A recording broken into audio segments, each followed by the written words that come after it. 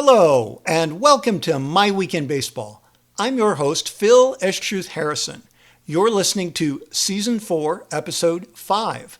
All episodes are available in both video and podcast format at myweekinbaseball.com or subscribe on YouTube at youtube.com/@myweekinbaseball.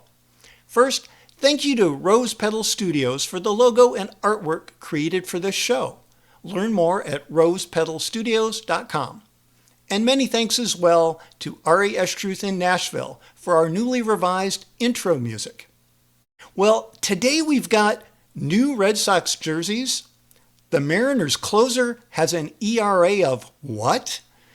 The first complete game by a recent Cy Young winner.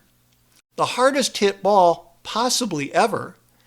Does the Mets third baseman need a new glove? And have the number of double plays changed? Of course, we'll also have a timely Blimerick, our baseball limerick, along the way. So let's get right to it. Okay, we'll start with our trivia question of the day. And this is a rules-based trivia question that requires a little bit of setup. So think about this situation, and then I'm going to ask you a question about the rules. There's a runner on third base with less than 2 outs. A fly ball is hit to center. The runner on third comes back to the base to tag up just as the ball reaches the center fielder's glove. The runner races home and scores, but the ball bounces out of the center fielder's glove and lands in the glove of another outfielder for the out. So here's the question.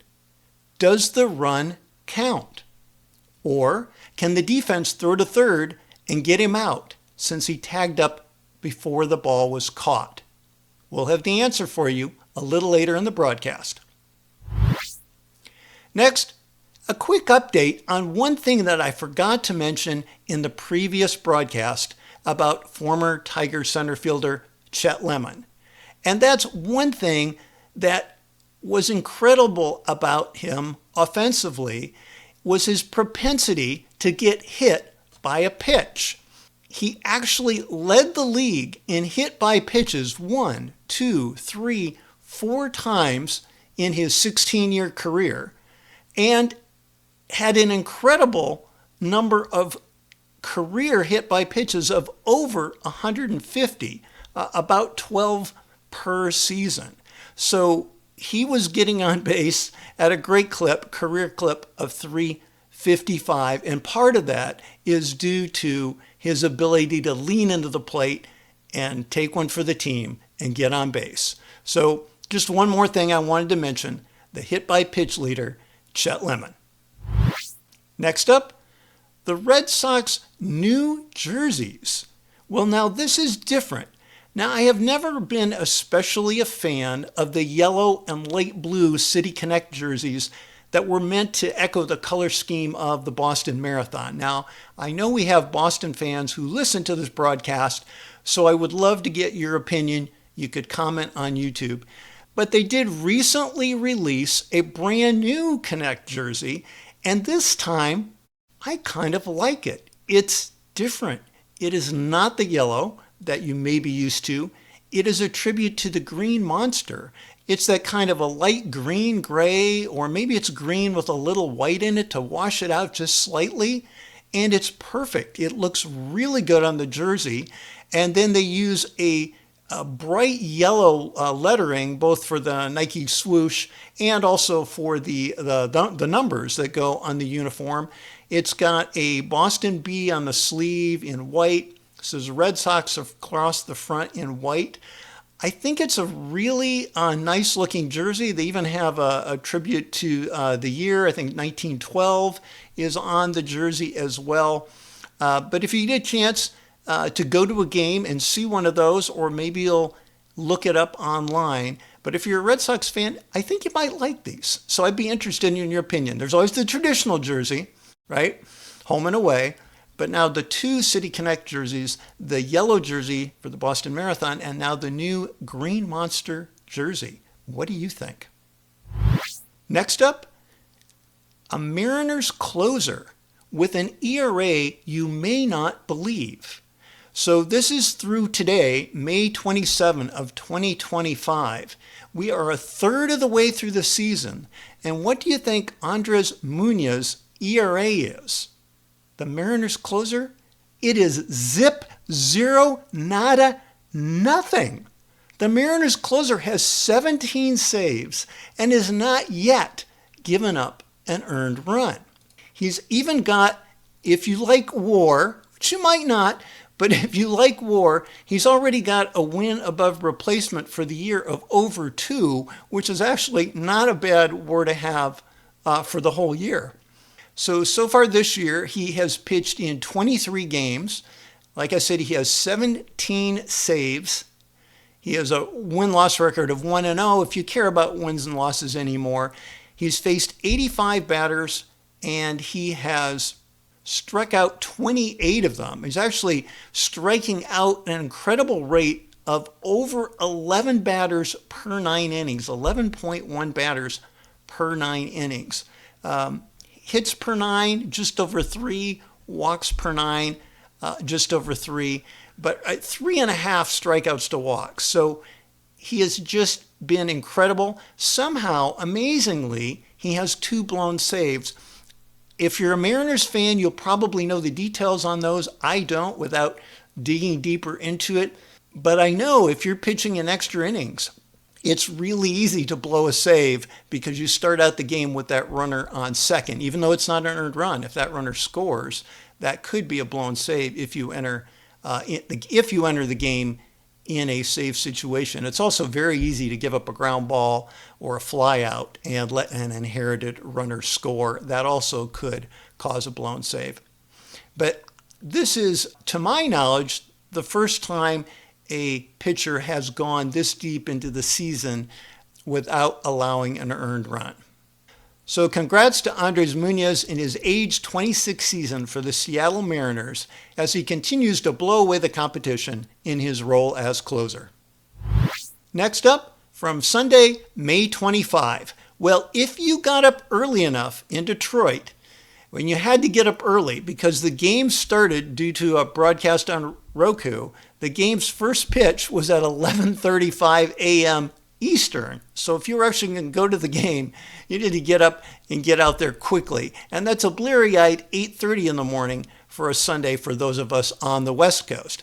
Anyway, I get this information from Jason Beck at MLB.com and Cody Stavenhagen of The Athletic, but also just from looking at the box score. Tarik Skubal, last year's American League Cy Young Award winner, pitched not only his first career shutout, but also his first complete game. He now stands with a record of 5-2 and a 2.49 ERA. It was a 2-hitter, 13 strikeout performance, and he did it in less than 100 pitches. He did it in just 94 pitches. This is sometimes called a Maddox, after the great Atlanta pitcher, for a complete game shutout in less than 100 pitches. And something to note was that his final pitch of the game, where he threw a fastball past Cleveland's shortstop and number 2 hitter Gabriel Arias to end the game, that fastball came in, his very last pitch, at 103 miles an hour. Well, technically 102.6, but I'm rounding that up to 103 miles an hour.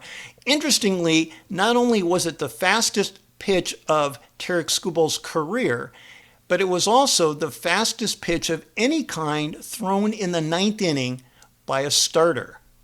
Now, this is, of course, since 2008, which is the pitch tracking era from where we have this data.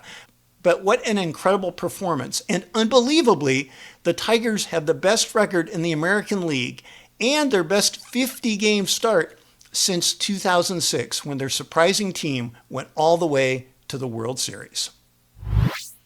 Next, also on May 25, Oneil Cruz of the Pittsburgh Pirates, who was a shortstop and has now turned into a center fielder, and that position change may sound familiar to Detroit fans of Javier Baez. Anyway, on May 25, Oneil Cruz hit a home run 123 miles an hour, which is the hardest hit ball ever recorded, since StatCast began recording this information. It also traveled, which to me is more important, it traveled 432 feet. So that's a pretty darn good home run. And all that's nice, but you know what? Pittsburgh still lost 6-5 to the Brewers, and they have a record good for last place in the National League Central. In fact, the only team worse than the Pirates in the National League, the really horrible Colorado Rockies. So it's not much of a consolation to hit a ball that hard. And although I'm not a physics expert, it may be the hardest ball ever hit. And I say that because pitches generally have more velocity than they have in the past. Pitchers are throwing harder. It's more important to the teams to try to strike the batter out. And thus, when you swing, you're redirecting that momentum from the thrown pitch. So the faster the pitch, the harder you should be able to redirect it. So that could be a factor in some of these hard hit balls that we're seeing. Anyhow, the pitch to Cruz was from Milwaukee's Logan Henderson, who's actually having a terrific season. He's 3-0 with a 1.71 ERA. It was a 92-mile-an-hour fastball, a four-seamer, which is, he was throwing in the upper part of the zone when the ball was hit, looking back at the box score and the diagrams that you can now see. So it's kind of fascinating to see some of this. And I'll admit, how meaningful is it? You know, really, do you care that it was really the hardest hit ball? Somehow the farthest hit ball, the longest home run or something. That seems a little bit more important to me. But it's still kind of cool. And as far as we know, it's the hardest hit ball that we know of. So it could be the hardest hit ball ever. So congratulations to Oneil Cruz. But this week's Blimerick, which is coming right up, is a tribute to the irony of this hit. So here we go. Hit the ball extra hard, did Oneil. Fastest ever, perhaps. A big deal. But again, lost his team, the Pirates, out of steam. Their last place record? It's real.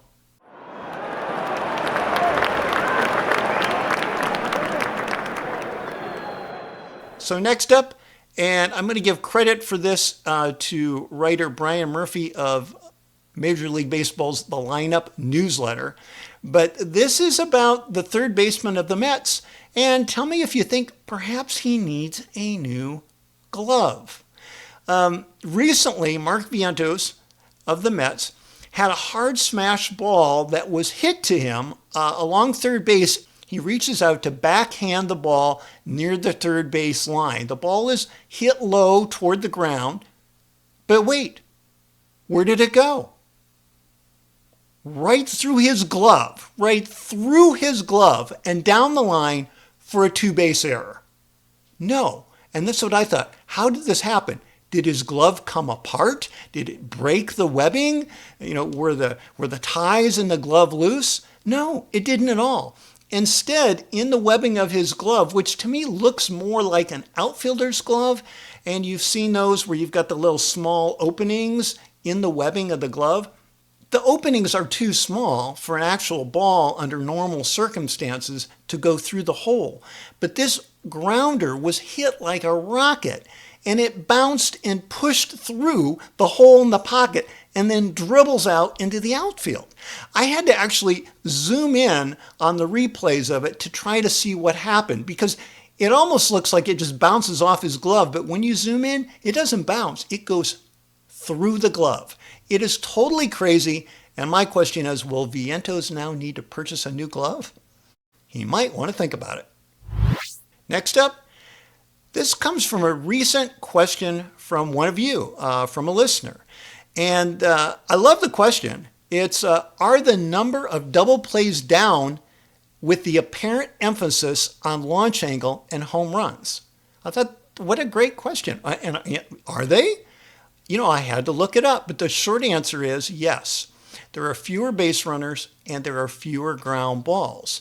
And something that is not mentioned in the research that I saw, which I'll talk more about in a moment, when I was later thinking about it, it also occurred to me that in the last few years, since we've had the rule changes, stolen bases are also up. So even if you are on first base, to start out an inning, for example, you're less likely to stay there. If you're stealing second base, the double play is no longer in order. So I think that that could also be a factor. But the long answer, I really would give credit to northsidebaseball.com, particularly if you are a Cubs fan. And I know some of you are Cubs fans. If you're a Cubs fan, northsidebaseball.com has a terrific writing about different things specifically tied to that team and to the city. And so the article that answers this question, the information I got from them, is really good in general information. And then they go really specifically into perhaps why the Cubs have had trouble in recent years turning the double play, which I won't go into all of that. But here's part of a quote. So in the first 13 years of the 30-team era, and the 30-team era started in 1998. That's when the Arizona Diamondbacks and Tampa Bay were added to the league. So say since 1998. The beginning of that era, the first first 13 years, this is part of their quote. There were fewer than 3,700 double plays turned league-wide just one time. So obviously, in normal situations, 3,700 or more double plays. And another quote, in the last 5 full seasons, this was going from 2018 to 2023, so it doesn't include last year. But the highest number of ground ball double plays was in 2023 was a little below 3,500, 3,466. So by my count, that's a decrease of, from the low to the high. That's a decrease of maybe 250, 300 double plays. But here are some of the reasons that they give. So according to the article, again, quote, fewer runners reach base, fewer grounders are hit while runners are there, especially before 2 outs have been recorded, and teams struggle to turn those grounders into double plays even when the chance comes, end quote. The next quote was, though, there is an increasing tendency for grounders to be total mishits, which often means they're slower, end quote. That I found really interesting, that because of the focus on launch angle, on hitting the ball up, because we know that more home runs, more doubles, more extra base hits are recorded when you hit up on the ball than when you're hitting line drives or hitting down on the ball. So players do not intentionally hit line drives or ground balls as often, at least some players do not. And so when they do hit it on the ground, it tends to be an accident and the ball is more of a dribbler or it's slower hit.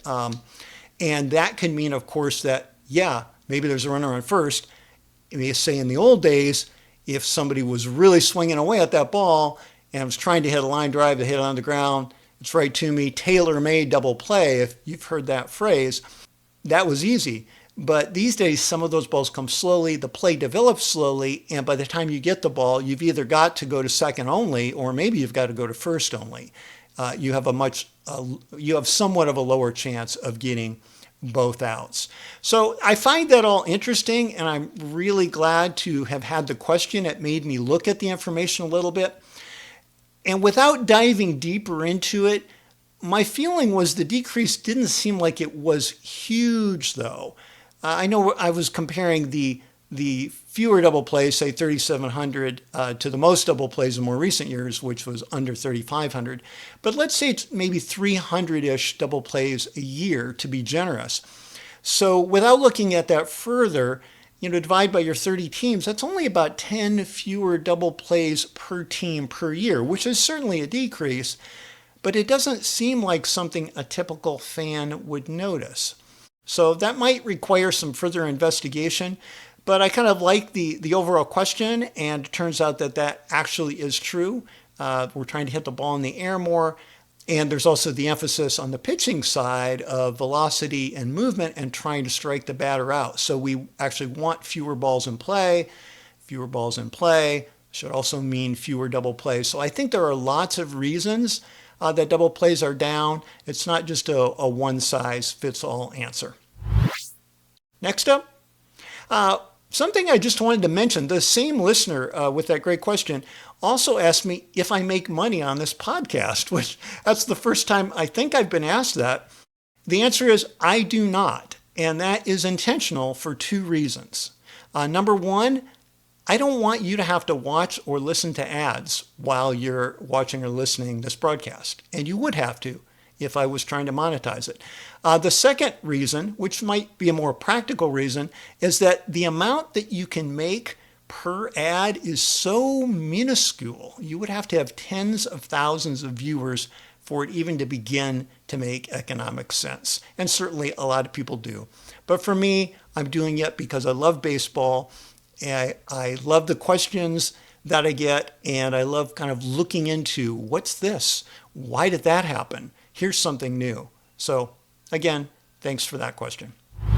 And finally, the answer to today's trivia question. So I'm going to briefly remind you, it's really a question about the rules around a sacrifice fly or a sacrifice advance of a runner. So in my example, there was a runner on third, a fly ball is hit to the outfield, hits the fielder's glove, and the runner tags up, takes off.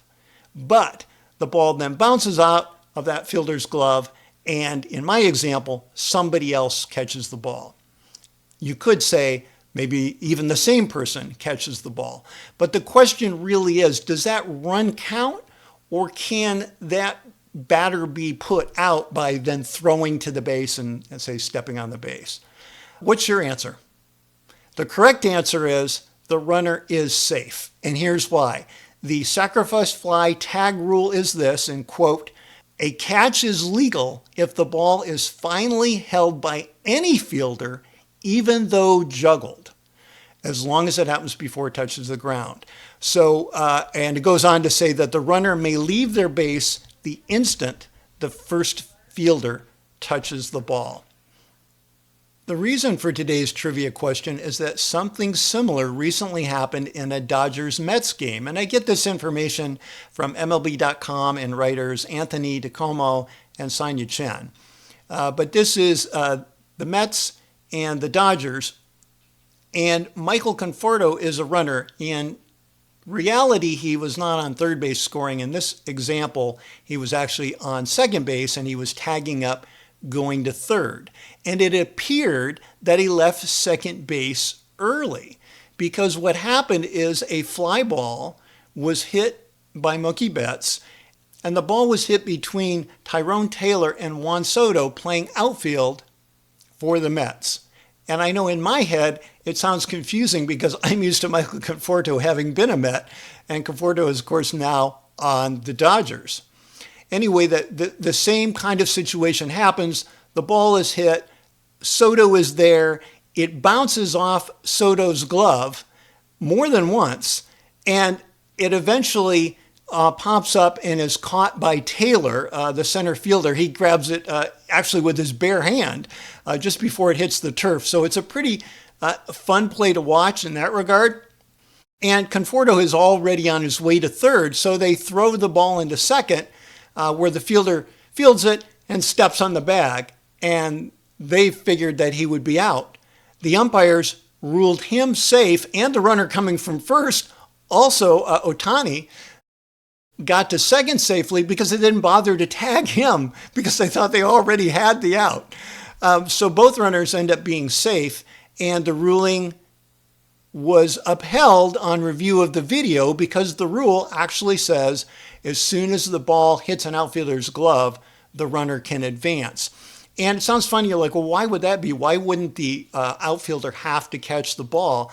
The idea is that a really good outfielder might do this intentionally to try to keep a runner from advancing. If you were a really good outfielder, certainly not me, or any time I've ever played anything, but it could hit your ball, you could kind of pop it up in the air a little, bounce it just gently, and if the runner could never tag up, you could kind of, bounce it as you kind of run into the infield, make a throw in, you'd hold the runner. So I think that's really the reason, because it could be used inappropriately by the defense if they were allowed, if they had to actually catch the ball before the runner could advance. So that's a great rule to think about. take off as soon as that ball hits the glove. So that's all for today, my friends. Please join us next time because honestly, what can be better than talking baseball? As always, I'm your host, Phil S. Truth Harrison. We'll see you next time on My Week in Baseball.